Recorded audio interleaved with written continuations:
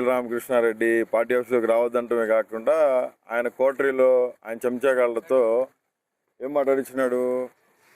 వాడు కారుమూరి వెంకటరెడ్డి నన్ను rowdy sheeter అంటాడు. హైకోర్టు ఏం చెప్పింది? అనిల్ మీద రౌడీ షీట్ లేదు, గొప్ప చదువుకున్న వ్యక్తి, సమాజంలో అటు ఎందుకు చేస్తున్నారు మీరు, ఎవరు నిన్ను రౌడీ షీటర్ అందంటే మీడియా అన్ని పేర్లు ఇచ్చిన 12 మంది పోలీస్ ఆఫీసర్స్కి మెమో ఇచ్చింది. అది కారుమూరి వెంకటరెడ్డి ఎందుకు మాట్లాడినావురా బాబు, నా గురించి నీకేం సంబంధం, నువ్వు నా ఇంటి వెనకడు కూడా పక్కన వెనకలుడువా, నేను రాజకీయాల్లోకి వచ్చేసరికి నువ్వు బచ్చా కానివి, ఎట్టారా నీ సంగతి, ఎందుకు మాట్లాడినావు అంటే వాడు ఏం మాట్లాడాడంటే, వాడు మాట్లాడింది రికార్డింగ్ ఉంది చెప్తానండి, ఎందుకు మాట్లాడినాడు అడిగింది. చెప్పండి అన్న ఒకసారి మాట్లాడండి. అంటే ఏమని మాట్లాడాలి, మీ మీద కంప్లైంట్ ఇవ్వమంటారా?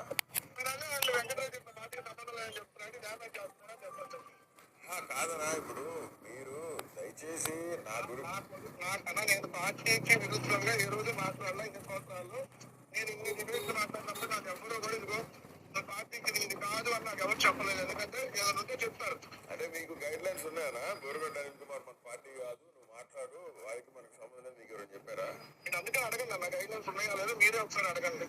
కాదన్నా, మీకు ఎవరైనా చెప్తే చెప్పండి, నేను మీరే ఒకసారి అడగండి అన్న. కాదన్నా, మీరే ఒకసారి అడగండి.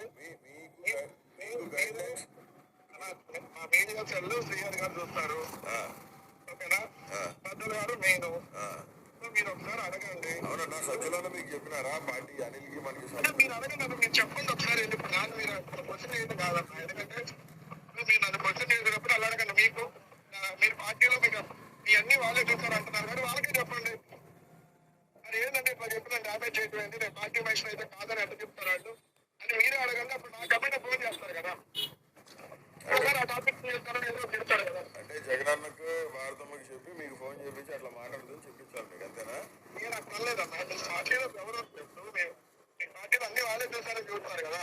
అవునా, వాళ్ళ నుంచి వేరే వాళ్ళకి చెప్తారు కదా, వాళ్ళు చెప్తారు కదా. మీరు చెప్పేది ఎలా ఉందంటే, మీరు నాకు చెప్పొద్దు, మీరు బయట చెప్పండి, వాళ్ళు నాకు చెప్తారు. ఇప్పుడు జగనన్న మీకు చెప్పాలా లేదా భారతం మీకు ఫోన్ చేసి చెప్పాలా, అంతేనా? నేను అసలు మీరు నాకు ఫోన్ చేసేది అడగటమే రాంగ్ అంటున్నా. ఏం రాంగ్? మీరు నాకు సంబంధం లేదు పార్టీ కదా, ఎవరో చెప్తారు కదా, అడగటమే రాంగ్ అంటుంది. అవునన్నా, ఇప్పుడు మీరు మాట్లాడారు కాబట్టి అడుగుతున్నా. అది మీరు నా మీద ఉంటే మీరు వాళ్ళ దగ్గర చెప్పండి అన్న.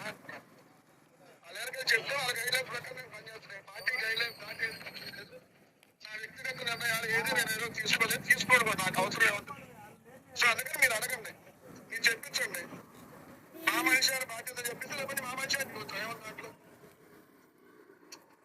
క్లియర్గా అతను చెప్పింది ఏంది రికార్డింగ్లో, పూడి శ్రీహరి అనేవాడు చెప్పిండు, సజ్జల అనేవాడు చెప్పిండు, వాళ్ళు చెప్తే వాళ్ళ ఇన్స్ట్రక్షన్స్ బట్టి నేను మాట్లాడినా అన్నాడు. నేను రౌడీ షీటర్నంట.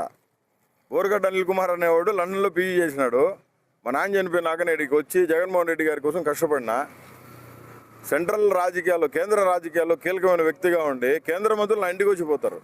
నేను జగన్మోహన్ రెడ్డి గారికి దగ్గర అత్యంత సమీపమైన మనుషులం కాబట్టి అన్న కోసం రాజశేఖర రెడ్డి గారి సమాధి కాడికి పోయి మాటిచ్చిన, నీ కొడుకుని ముఖ్యమంత్రి చేసేదాకా నీ కొడుకుతోనే ఉంటానయ్యా, నీ కొడుకు నీకు మళ్ళీ పరిపాలన చేయాలా, నీకంటే ముందు 100 అడుగులేసి పరిపాలన చేయాలని.